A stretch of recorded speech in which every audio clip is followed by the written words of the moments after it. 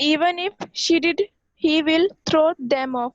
यहाँ तक कि यदि उसकी माँ दे भी दे तो वो उन्हें फेंक देगा।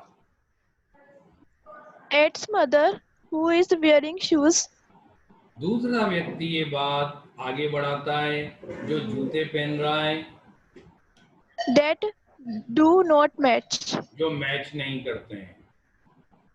When I comment on it, जब मैं इस पर कमेंट करती हूँ, he shuffles his feet and says nothing.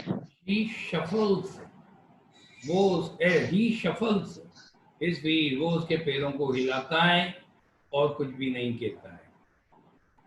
I want shoes, मैं जूते चाहता हूँ, says the third boy, तीसरा लड़का बोलता है, who has never owned a pair all his life. जिसने उसके पूरे जीवन में एक जोड़ा कभी नहीं लिया है। Traveling across the country, पूरे देश में यात्रा करते हुए I have seen children walking barefoot in cities on village roads. Very good. मैं गांव की सड़कों पर, शहरों में नंगे पांव चलते हुए बच्चों को देख चुकी हूँ।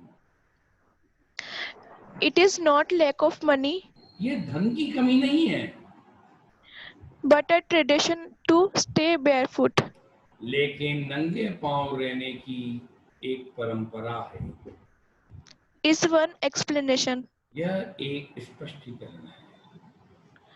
I wonder if this is only an excess to explain our perpetual state of poverty. परपीचुअल excuse. मैं आश्चर्य करती हूँ, इफ माने क्या, इंडायरेक्ट में इफ का मतलब क्या होता है तो मैं बता रखा है। मैं आश्चर्य करती हूँ कि क्या यह गरीबी की एक निरंतर अवस्था की व्याख्या करने का केवल एक बहाना है। एक्सक्यूज बहाना है, pretension. So yeah, to explain दो बोल गए एक साथ, एक बोलो। हाँ, या टू एक्सप्लेन किसके लिए आ रहा है, मतलब क्या क्या मीन्स में आ रहा है यहाँ पे? मैं आश्चर्य करती हूँ कि क्या दिस, नंगे पैर रहने के लिए तो दिस आ रहा है, क्या नंगे पांव रहना ही गरीबी की निरंतर अवस्था को समझाने का केवल एकमात्र बहाना है? समझे? ठीक है सर। तो एक्सप्लेन किसको करना है? नंगे पैर रहने को। चलिए सर, आप कल बोल रहे थे ना बेयरफुट की बात भी बना सकते हैं, वो हाँ, कैसे बनती है? अच्छा, इसका but tradition to be barefooted. To be barefooted, हाँ, क्या दिक्कत है? नंगे पांव रहे जाने का एक परंपरा, ट्रेडिशन टू बी बेयरफुटेड। आपका बहुत अच्छा टाइटल है, सब टाइटल में लो, चाहे डबल में लो, चाहे ट्रिपल सब में लो, बहुत अच्छा है। तो ट्रेडिशन टू बी बेयरफुटेड। चलिए, जैसे आप इस वाले पैराग्राफ की नोट मेकिंग कर रहे हो, सपोज करो, तो आप इसका सबटाइटल तो बनाओ, केवल यही पैराग्राफ है मान के चलो, ठीक है? तो इसका सबटाइटल बनेगा रीजन्स टू बी बेयरफुटेड। मान के चलो पहला सबटाइटल डाला अपन ने, वन डाला रीजन्स टू बी बेयरफुटेड, फिर 1.1 में डाल देंगे इसके अंदर, सपोज करो इतना ही पैराग्राफ है जो आता नहीं है आमतौर पे। अब इसका आ जाएगा रीजन टू बी बेयरफुटेड, फिर उसके नीचे लिख दो बीइंग पॉवर्टी 1.1 में, फिर 1.1 में लिख दो सप्रेड विद मिजरीज, ये उसके अंदर डाल दो, तो बीमारी की अच्छी व्याख्या हो गई। फिर आप लिख दो ट्रेडिशंस टू बी रेस्पॉन्सिबल या traditions to be liable. Liable भी रेस्पॉन्सिबल को कहते हैं, LIABLE। सपोज मतलब अगर ये 5 लाइन का ही पैराग्राफ है तो आप इसको ऐसे भी बता सकते हैं, ये घर की खेती है अपनी, ऐसे सीखते हैं इनको करना। यस, आगे पढ़ो। I remember a story a man from Udupi once told me. मैं उदीपी से बैक करो। मैं उदीपी से एक आदमी की कहानी को याद करती हूँ। Once told me. हो जिसने गया ये? जिसने एक बार मुझे बताया। अब ये अपने अतीत में जा रही है, अभी फ्लैशबैक में। वो उस आदमी ने इसे 15-20 साल पहले कोई कहानी बताई होगी या 10 साल पहले, वो उसे एकदम रिमाइंड हुई। अब ये उदीपी जाएगी उस कहानी को चेक करने। तो अब उस आदमी का आता पता नहीं है कहाँ पर है, लेकिन उसकी कहानी याद है। जैसे आज तुम 12वीं में पढ़ते हो, मैं तुम्हें कोई कहानी बताऊं और आज मान के चलो 10 साल बाद आप वापिस कोटा आए कहीं बाहर से, तो आपको ध्यान आएगा यार जोजी सर ने एक बात बताई थी, आज देखते हैं देखो उस जगह क्या हो रहा है। अब मैं थोड़ी ना मौजूद रहूंगा 10 साल बाद, हो सकता है मैं कोटा के बाहर निकल जाऊं कहीं। चलिए। As a young boy, एक नौजवान लड़के के रूप में he would go to school past an old temple, वह एक मंदिर के पीछे स्कूल जाया करता था। वुड आ रहा है past habit. where his father was a priest. जहाँ उसके पिताजी एक पुजारी थे। He would stop briefly at the temple. हाँ, वह एक मंदिर पर क्या he would stop briefly at the temple. हाँ, वो मंदिर में थोड़े समय रुका करता था। पास्ट हैबिट मतलब रोज नहीं रुकता and था, इसलिए वुड का प्रयोग हुआ, वरना काय का प्रयोग होता है यहाँ पे, यूज टू का। and pray for a pair of shoes. और जूते के एक जोड़े की प्रार्थना करता था। 13 years later, 30 साल बाद। लेटर का मैंने आपको पहले समझा ही दिया। 3 प्रकार के लेटर तुम्हें बताए थे, 10th में बताए थे। बोलो। सर बता दिए थे आपने। कोई बच्चा ऐसा बैठा है जिसको नहीं बताए हो? सर एक बार मुझे बता दो। लो खुल जा सिंह सिंह।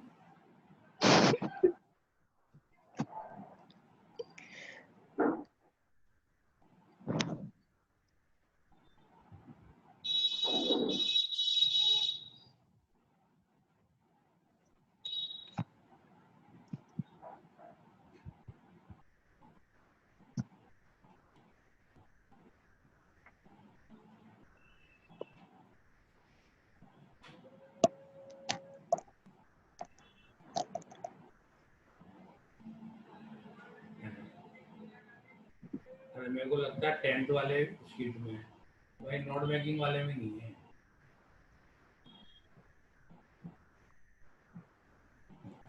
इसमें क्या बता रहे हैं अपन, लेटर ना, ये ना। हाँ,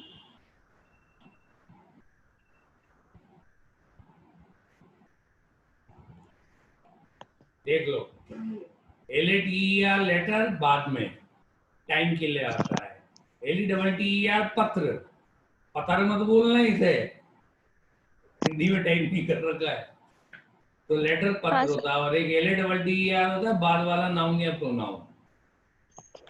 फॉर्मर होता है पहले वाला नाउन या प्रोनाउन।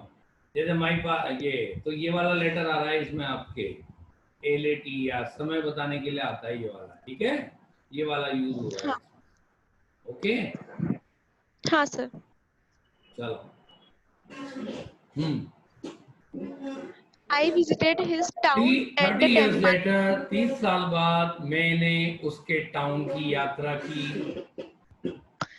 and the temple, और मंदिर की यात्रा करी उसके, which was now drowned in an air of desolation. हाँ, जो अब बर्बादी की हवा में डूबा हुआ था। वास्तव हुआ था, बर्बादी की हवा में डूबा हुआ था मतलब तबाह हो गया था। वो मंदिर अब मंदिर नहीं रहा, न नाम मात्र का एक रुइन रह गया था, खंडर। In the backyard, बैकयार्ड, मंदिर के पिछवाड़े में, Where lived the new priest? जहाँ नया पुजारी रहता था There were red and white plastic chairs. वहाँ लाल और सफेद प्लास्टिक चेयर्स थी। A young boy dressed in a grey uniform. एक नौजवान लड़का ग्रे यूनिफॉर्म पहना हुआ, Wearing socks and shoes. जूते और मोजे पहना हुआ। Arrived painting in यहाँ तक सब्जेक्ट है, three जूस तक। मैं दोबारा हिंदी करूंगा, इस सेंटेंस की ध्यान देना। Arrive to painting, school. हाफ्तावा पहुंचा। बस रुक जाओ, अब इसकी हिंदी में शूज से बैक करूंगा।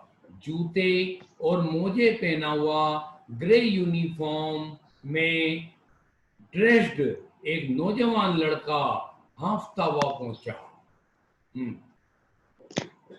His school bag on a folding bed. और आ जाओ बैक, एंड के आगे वर्ब आ रही है, बैक से हिंदी होगी। और फोल्डिंग बैग पर उसके स्कूल बैग को फेंका। Looking at the boy, लड़के पर नजर डालते हुए। I remembered the prayer another boy had made to the goddess. लड़के पर नजर डालते हुए मैं उस प्रार्थना को याद करती थी जो, या जो साइलेंट है, जो एक दूसरे लड़के ने देवी के सामने की थी। प्रेयर बेटा या नाउन है, की थी करने के लिए मेक वर्ब का प्रयोग हो रखा है। जैसे बेयरफुट को नाउन बनाया था तो स्टे वर्ब यूज की थी, उसी प्रकार प्रेयर का इस्तेमाल किया नाउन के रूप में, तो वहां पर make made made verb use होगी। ठीक है, हाँ, ये वही वाला मामला है। आप चाहें तो प्रे को भी वर्ब के रूप में लगा सकते हैं। I remembered the prayer another boy had prayed to goddess. लेकिन वो अच्छा नहीं लगता सेंटेंस, क्योंकि प्रेयर अपन ने पहले क्लोज में ले लिया, दोबारा फिर प्रेड लगा देंगे तो एग्जामिनर को क्या और लगता है, यार ये बच्चा क्या है, एक ही वर्ड को तरह तरह तो घुमाता रहता है, तो वो तारीफ करने की जगह इरिटेट होता है। फिर यदि मैं एक ही बात को 3 बार बोलूं तो तुम भी माथे आ जाओगे। पर अब तो आगे बढ़ो, चलिए। When he had finally got a pair of shoes, तो मैं एक प्रार्थना को याद करता हूं जो तो एक दूसरे लड़के ने देवी से की थी, जब उसने आखिरकार जूतों का एक जोड़ा प्राप्त कर लिया था। let me never lose them. मुझे इन्हें कभी मत खोने देना। The goddess had granted his prayer. देवी ने उसकी प्रार्थना स्वीकार ली थी। ग्रांटेड द प्रेयर, अगर प्रेयर के साथ ग्रांट वर्ब आती है तो यहाँ ग्रांट एक्सेप्ट का अर्थ होता है। ठीक है आप इसे, चलिए। Young boys, like the son of the priest, now wore shoes. हाँ, पुजारी के बेटे की तरह नौजवान लड़के अब जूते पहनते थे। वियर की सेकंड फॉर्म वो, थर्ड फॉर्म होती है worn. But many others like the sir ये क्या है? Rag pickers. Rag pickers in my neighborhood remain shoeless. लेकिन माय नेबरहुड से बैक करेंगे, सब्जेक्ट यहाँ तक है, क्योंकि लेकिन मेरे पड़ोस में चीथड़े उठाने वालों की तरह कई दूसरे शूले बिना जूतों के ही रहते हैं। रिमेन बने रहना। My आप acquaintance अगर चाहें, with टेंशन, अगर ये रिमेन है, अगर तुम चाहो तो रिमेन बेयरफुटेड भी लिख सकती हो इसकी जगह। तुम कहो साहब हम तो शूलेस नहीं लिखना चाहते, मत लिखो, रिमेन बेयरफुटेड, ऐसे भी काम चल सकता है आपका। और नोट मेकिंग में भी यूज करना तुम लोग। समझ में आ रहा है आयुष? Yes sir. चलिए। my acquaintance with the barefoot rag pickers leads me to Simapuri. नंगे पांव चीथड़े उठाने वालों के साथ मेरा परिचय सीमापुरी की ओर मुझे ले जाता है। एक्विंटेंस, परिचय। A place on the periphery of Delhi, बहुत yet important miles line, away from बहुत बहुत इंपॉर्टेंट लाइन। आपके पेपर में यही लाइन आती है। Seemapuri, a place on the periphery border of Delhi at miles away from it metaphorically। Inverted coma में आती है और फिर आगे आ जाता है एक्सप्लेन। ये 2001 से चैप्टर चल रहा है 12th में सीबीएसई में, और आपका 7वां साल आरबीएसई में इसी चैप्टर का। और ये क्वेश्चन 7 साल में आरबीएसई में कम से कम 3 या 4 बार आ चुका है, और सीबीएसई में तो कम से कम 11 12 बार आ चुका है ये वाला क्वेश्चन। क्योंकि इस चैप्टर के मेजर क्वेश्चन ही फिरोजाबाद की हालत और सीमापुरी की हालत पर आते हैं। तो आप जान सकते हैं इस क्वेश्चन को ड्रॉप करना कितना भारी हो सकता है। तो इसको तरह तरह से सीखें आप। हाँ, दोबारा बोलना आकांक्षा। सर पूरी लाइन। हाँ, मैं भी तो बोलता हूँ।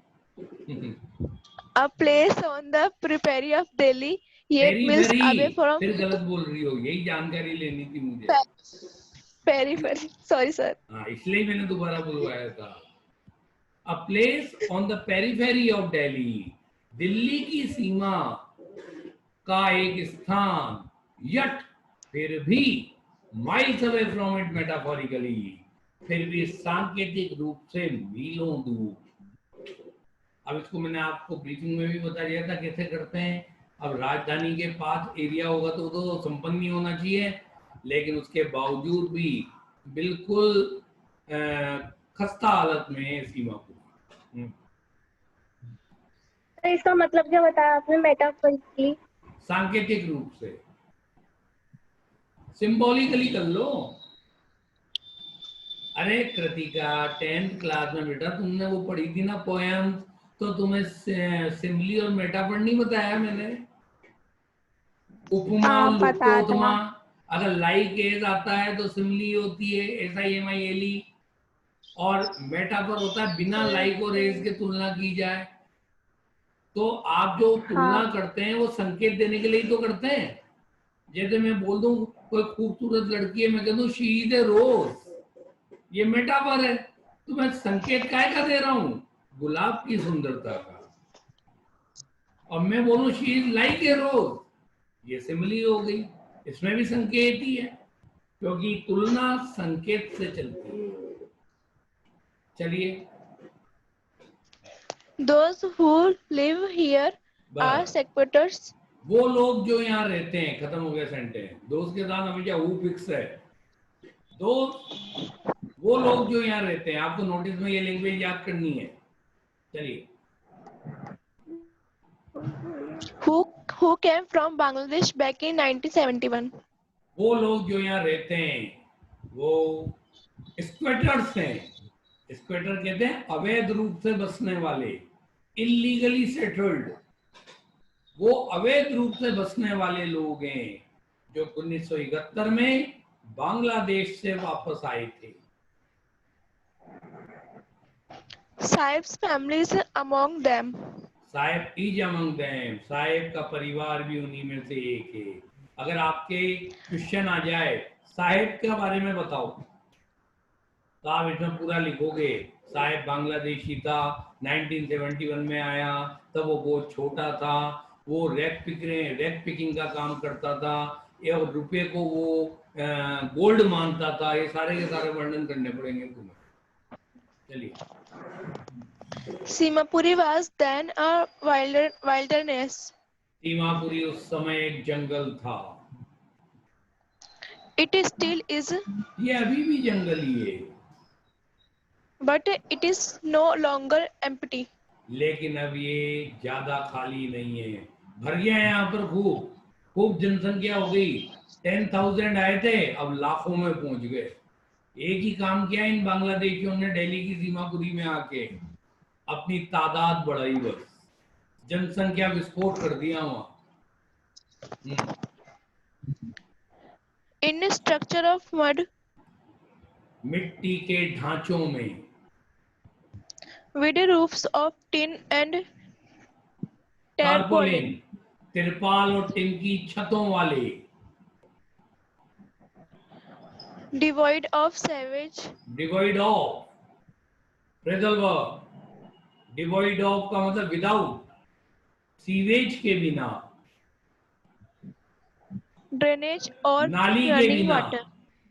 रनिंग वाटर के बिना। Live, यहां तक सब्जेक्ट है आपका पूरा, रनिंग वाटर, बहते हुए पानी के बिना। और आप लोगों को एक बात मैं बता दूं, जो ये रनिंग, ये आपका आ रहा है रनिंग वाटर, इसकी वैल्यू आप जानते ही होंगे।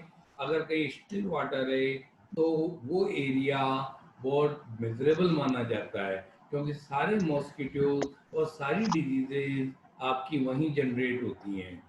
तो अगर किसी इलाके के लिए आ रहा है डिवॉइड ऑफ रनिंग वाटर, तो आप उस इलाके की बदहाली का अंदाजा लगा सकते हैं कि जहां पर आपका रनिंग वाटर ही नहीं है तो वहां डिजीजेस कितनी होंगी। लिव 10,000 रेक्टिकर, ये जब पाठ लिखा गया तब वहां 10,000 रेक्टिकर्स थे, लेकिन for your information I would like to say nowadays more than 3 lakh Bangladeshis still live in Simapur.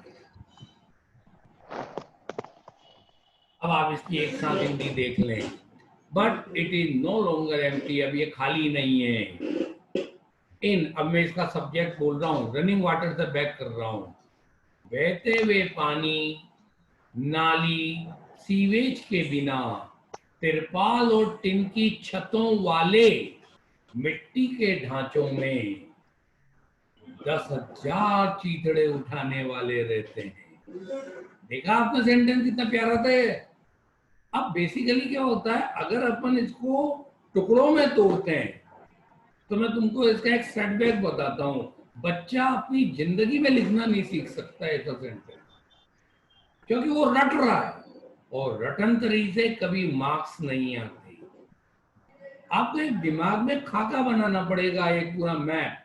हाँ भाई, सब्जेक्ट इतना लंबा भी करके हम इसे बना सकते हैं, तब जाके आपके बोर्ड क्लासेस में मार्क्स आते हैं। तो इन चीजों को आपको ग्रिप में लेना है, जो मैं तुमको बताता हूँ। यही चीजें तुम्हारे को एटलीस्ट 95 प्लस या 90 प्लस में पहुंचा देगी। जो बच्चे इस प्रकार सीख के लिखते हैं, पढ़ते हैं, वो बच्चे आगे मार्क्स लाते हैं, न कि वो केवल जो कहानी सुन रहे। कहानी तो क्या ब्रीफिंग से ही काम चल गया तुम्हारा। चलिए, they have lived here for more than 30 years without an identity, पढ़ते चलो। without permits, बस, but वे बिना परमिट के, बिना इजाजत के, बिना किसी पहचान के 30 साल से भी ज्यादा यहाँ रह चुके हैं। अब आप सोच लो, 71 में आए तो ये चैप्टर सन 2000 में लिखा गया है, ये नोवेल। और 2007 से तो मैं पढ़ा रहा हूँ इस चैप्टर को, तो 2000 में ये नोवेल लिखा होगा, क्योंकि अनीश जंग ने बोला 30 साल हो चुके हैं यहाँ रहते हुए। तो 10,000 तो तब आए थे, अब तो ये लाखों में पहुंच गए। तो वे यहाँ पर 30 साल से भी ज्यादा बिना परमिट, बिना आइडेंटिटी के रह चुके हैं, लेकिन विद राशन कार्ड। लेकिन सभी राशन कार्ड वाले, सबको राशन कार्ड दे दिया गवर्नमेंट ने, वोट राजनीति के, वो भी बताएगी अनीश जंग। अरे बिना इजाजत के कैसे रह रहे हैं, बिना परमिट के? राजनीति, हिंदुस्तान में तो राजनीति है ना, कहीं भी तो शरणार्थी बन है। क्या कह रहे इनको हो? तो इंदिरा गांधी ने दिए थे। हाँ, इंदिरा गांधी ने। अरे यार, एक बार बताओ, बांग्लादेश में पाकिस्तान ने भयंकर मारकाट मचाई, तो आदमी करेगा क्या? सपोज करो आज कोटा में बारिश हो रही है, ये बारिश 10 दिन तक लगातार चले, कईयों के मकान टूट गए, तो एक बार बताओ, लोग भागेंगे तो सही ना कहीं ना कहीं।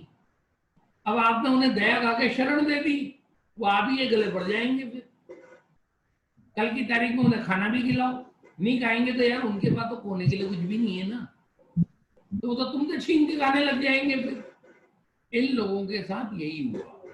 ये आए बिल्कुल बाबा जी बन के, सरकार ने इनको रहने की जगह दे दी वहां पे। अब आज ये अपना अधिकार मानने लग गए उसी चीज को, जबकि ये सबके सब वो शेल्टर मांग कर आए थे यहाँ। हमें हाथ जोड़ के यूं करते हुए, और आज ये अधिकार पूर्वक रह रहे हैं और लड़ाई और लड़ते हैं यहाँ के मूल निवासी होते हैं। तो परमिशन थोड़ी ना दी इनको, सरकार ने कुछ समय के लिए इनको शरण दी थी कि आके रह लो, जब स्थिति ठीक होगी फिर चल जाना। तो ये कहते हैं हम तो यहाँ खाना मिल रहा है, हम काय को जाए लो। बोला ये तो वो वाली बात होगी, आ बेल मुझे मार, हमने शरण दी और हमारे ही गले पड़ गए। तो भारत क्या है, तो शरणार्थियों का देश रहा है शुरू से। आजकल कई नेता लोग जो इनके विरोध करते हैं वो इसीलिए करते हैं, उसका रीजन मेन यही है कि ये आए किस रूप में थे और सरकारों ने क्या करा, इन्हें वोट राजनीति। अब देखो आगे लिख रखा है, मैं नहीं कह रहा ये बात, ये राइटर के लिए, देखो आगे राशन कार्ड में उनके नाम है, that get their names on voter list, जो उनको वोटर लिस्ट में नाम दिलाते हैं। अब गवर्नमेंट जो जो आई उन्होंने वोट राजनीति के चक्कर में इनको भगाने की प्रयास नहीं किया और इनको इतना खाना पीना देते रहे कि जिंदा रह सके, लेकिन इनका रहन सहन का स्तर नहीं बढ़ाया, इनको एजुकेशन नहीं लेने दी। तो इनकी बुद्धि में यही है, साहब जो हमारा पेट भरेगा हम उसको वोट देंगे, और सरकारें बनती गई। और आज की तारीख में आप हालात देख लो पूरे देश की क्या चल रही है। तो शुरुआत ऐसे हुई थी। अब कई नेता लोग कहते हैं इनको भगाओ यहां से वापस, तो उनमें फिर वो तरह तरह के पॉलिटिकल स्टंट आते हैं, फिर ये उनके खिलाफ हो रहे हैं, यूं हो रहे हैं। लेकिन जब आप बैक हिस्ट्री देखेंगे पूरी की पूरी, तब आपको पता लगेगा ये मेन लफड़ा हुआ कहां से था। चल अब कहो तो क्या कहो, जो बोले वही बुरा बने, क्योंकि ये भी संख्या में बहुत हो गए। चलिए, इवन जयपुर में ही कम से कम 2.5 लाख है, तुम बिलीव नहीं करोगे। कोटा में बसे हुए हैं, आप क्या बात करोगे, बंगाली कॉलोनी है कोटा के अंदर, जहां ये बंगाली बन के रहते हैं, होते बांग्लादेशी हैं झूठ मूठ में। चलिए, that gets their names on voters list and enable them to buy grain. Low, writer के लिए मैं नहीं कह रहा ये बातें आपको, जो इनको राशन कार्ड में, मतलब जो इनके राशन कार्ड वाले हैं, जो इन्हें वोटर लिस्ट में नाम दिलाता है, वो अनाज खरीदने में उनको सामर्थ्यवान बनाता है। एनेबल वर्ब है। Food is more important for survival than an identity. भोजन, आ जाओ बैठ, पहचान की अपेक्षा जिंदा रहने, मतलब food is more important, like हाँ, भोजन पहचान की अपेक्षा जीवन के लिए ज्यादा महत्वपूर्ण होता है। If at the end of the day यदि दिन के अंत पर we can feed our families and go अगर to the हम bed हमारे without परिवारों को खाना खिला सकते हैं, an aching stomach, हैकिंग, दर्द भरा हुआ स्टमक, पेट। तो वहां पर एक महिला बोल रही है, देखो खुद बोल रही है वहां की महिला दीमापुरी की, यदि दिन के अंत में हम हमारे परिवारों को खाना खिला सकते हैं और बिना पेट दर्द के सोने जा सकते हैं, भूख के मारे पेट दर्द, we would rather live here than in the fields. तो हम खेतों की अपेक्षा यहाँ ज्यादा रहे।